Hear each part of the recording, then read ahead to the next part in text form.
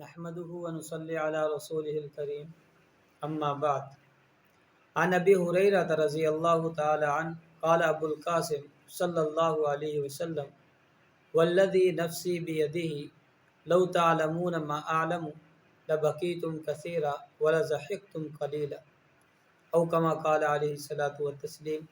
اللهم صل على محمد وعلى ال سيدنا محمد وبارك وسلم تسلیما كثيرا كثيرا۔ حضرت ابو ہریرہ پاک پیغمبر صلی اللہ علیہ وسلم کا ایک ارشاد نقل فرما رہے ہیں، اور یہ حدیث خوف خدا کے بارے میں ہے، اور ہمارا موضوع بھی آج کا خوف خدا ہے کہ انسان سے جو صفات اللہ کو مطلوب ہیں ان میں سے ایک صفات اللہ سے ڈرنا ہے، اللہ کا خوف ہے۔ اور اگر اللہ کا خوف انسان کے دل میں ہو تو یہ ساری برائیوں سے بچ جاتا ہے اور نیکیوں میں رغبت کرنے لگتا ہے، اور اگر خوف خدا نہیں ہے تو پھر انسان بالکل جری ہو جایا کرتا ہے، حیا اس کی ختم ہو جاتی ہے،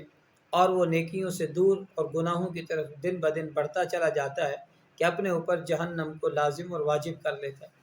لہذا انسان کے لیے ایک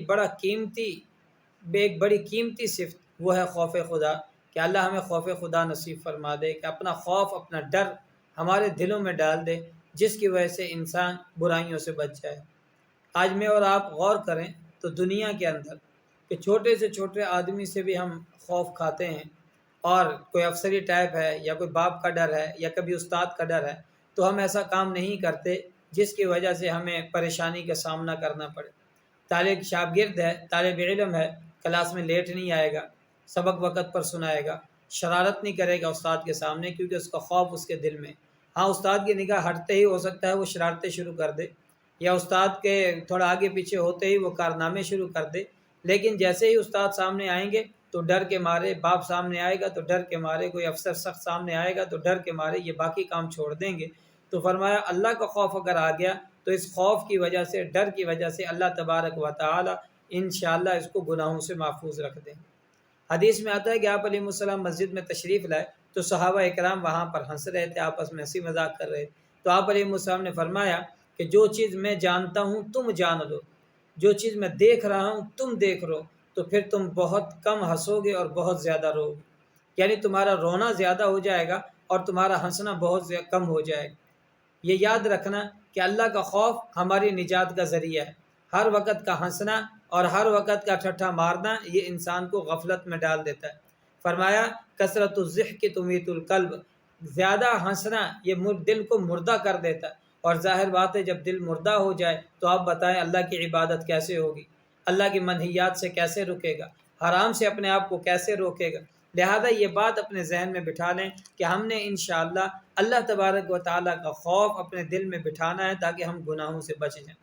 قیامت والے دن اللہ تبارک و تعالیٰ اعلان فرمائیں گے، پاک پیغمبر فرماتے ہیں کہ اللہ تبارک و تعالیٰ نے فرمایا، یقول اللہ فرماتے ہیں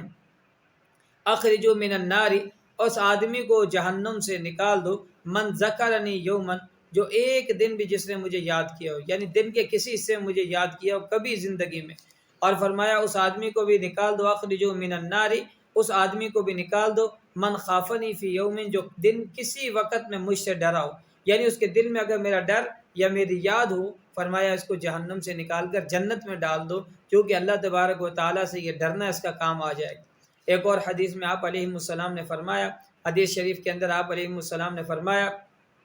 کہ ایک بنی اسرائیل کا شخص جب اس کی موت کا وقت قریب ہوا، اس نے اپنے بچوں کو جمع کیا اور کہا کہ میں نے پوری زندگی اللہ کی نافرمانی میں گزاری، اور کوئی عمل میرا ایسا نہیں جو اللہ کے ہاں قابل قبول ہو، لہذا تم ایسا کرنا جب میں مر جاؤں تو مجھے جلا کر میری آدھی راکھ سمندر میں بہا دینا اور آدھی راکھ ہواؤں میں اڑا دینا، تاکہ جب میں بکھر جاؤں گا تو اللہ کے دربار میں میری پوچھ گچھ نہیں ہوگی، وہاں پکڑ نہیں ہوگی تو میرے لیے آسانی ہو جائے گی۔ اللہ تبارک و تعالیٰ نے فرشتے کو جمع کیا، اس کے بیٹوں نے وصیت کے مطابق یہی کام کیا۔ یہ ایک جاہلانہ غلطی تھی، شاید وہ یہ سمجھتا تھا کہ اللہ کی مجھے اس طرح بکھر جانے کے بعد مجھے جمع نہ کر سکیں گے، تو اللہ تبارک و تعالیٰ نے اسے جمع کیا، اپنے سامنے کھڑا کیا، پوچھا یہ تو نے عمل کیوں کیا تھا؟ تو کہنے لگے اللہ تعالیٰ تیرے خوف اور ڈر کی وجہ سے، تو اللہ صرف اتنی سی ایک بات کی وجہ سے اس کی تمام گناہوں کو معاف فرما دے۔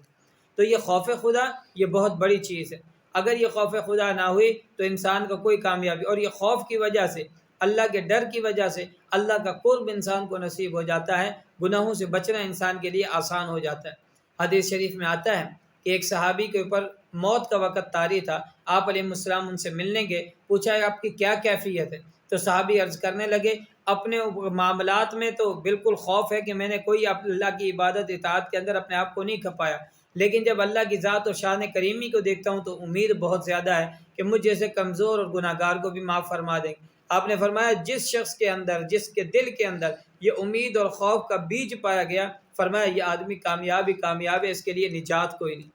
اور ایک اور حدیث میں آتا ہے اذا اقشعر جلد العبد من خشیت اللہ، کہ اگر کسی آدمی کا دل خوف خدا کی وجہ سے کبھی کانپ گیا، فرمایا تخاطت عنہ خطایاہ، کہ اس سے غلطیاں، اس کے گناہ اور اس کی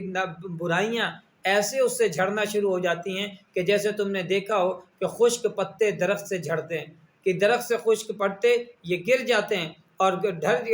یعنی گر جایا کرتے ہیں، تو فرمایا جب یہ گرتے ہیں اسی طرح اس کا اللہ کے ساتھ خوف کرنے کی وجہ سے اللہ اس کے گناہوں کو معاف فرما دیں گے، اور اللہ اس کے بعد کچھ بات نہیں فرمائیں گے۔ اور اگر اللہ کے سامنے کھڑا ہونے سے انسان ڈر جائے اور اللہ تبارک و تعالیٰ سے معافی مانگ لے تو فرمایا اس کا انعام کیا ہے کہ وَأَمَّا مَنْ خَافَ مَقَامَ رَبِّهِ وَنَهَى النَّفْسَ عَنِ الْهَوَىٰ فَإِنَّ الْجَنَّةَ هِيَ الْمَأْوَىٰ، کہ اللہ کے سامنے کھڑا ہونے سے ڈرا، اللہ کے سامنے پیشی سے ڈرا، فرمایا اس آدمی کا جو ٹھکانہ ہے، فرمایا جنت ہی اس کا انعام ہے، جنت کے علاوہ کوئی چیز نہیں۔ تو آپ کا یہ فرمان کہ لوگوں جو چیزیں میں دیکھ رہا ہوں، جو چیزیں مجھے دکھائی جا رہی ہیں اللہ کی طرف سے، یعنی عذاب قبر بھی میں نے مشاہدہ کیا ہے، عذاب قبر کا، عذاب آخرت کا، جہنم کا جو مجھے مشاہدہ کروایا گیا اور معائنہ کروایا گیا، اگر تم وہ چیزیں دیکھ لو تو پھر یہ کام نہ کرو۔ جیسا کہ قبر کے بارے میں آتا ہے کہ قبر روزانہ اعلان کرتی ہے اے ابن آدم میں تنہائیوں کا گھر ہوں، میں کیڑے مکوڑوں کا گھر ہوں، اور میرے اندر وحشت ہے، میرے اندر غربت پائی جاتی ہے،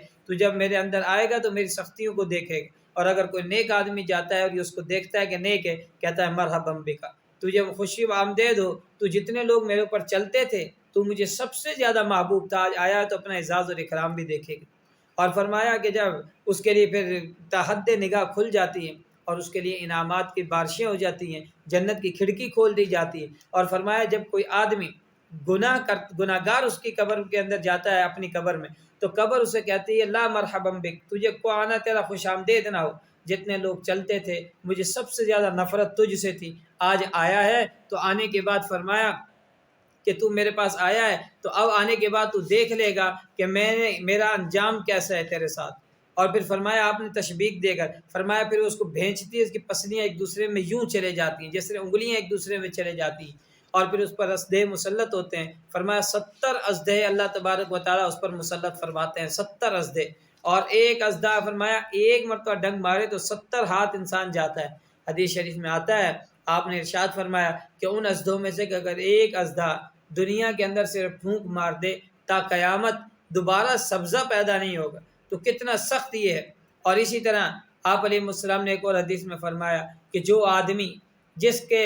آنکھوں میں سے اللہ کے خوف کی وجہ سے آنسو نکل آیا، فرمایا آنسو نکل آیا، اللہ تبارک و تعالیٰ اس چہرے کے اوپر جہنم کی آگ کو حرام فرما دے۔ تو لہذا خوف خدا اور رونا اللہ کے سامنے گڑ گڑانا، ہمیں چاہیے کہ ہم اس کی فکر کریں، اس کی فکر کریں گے تو ہماری آخرت بنے گی، اس میں کسی اور کا فائدہ نہیں، ہماری اپنی ذات کا فائدہ ہے۔ دعا فرما دیں اللہ تبارک و تعالی ہمیں گناہوں سے بچنے اور اپنا خوف نصیب فرما دیں۔ سبحانک اللہم و بحمدک، اشہد ان لا الہ الا انت، استغفرک و اتوب الیک۔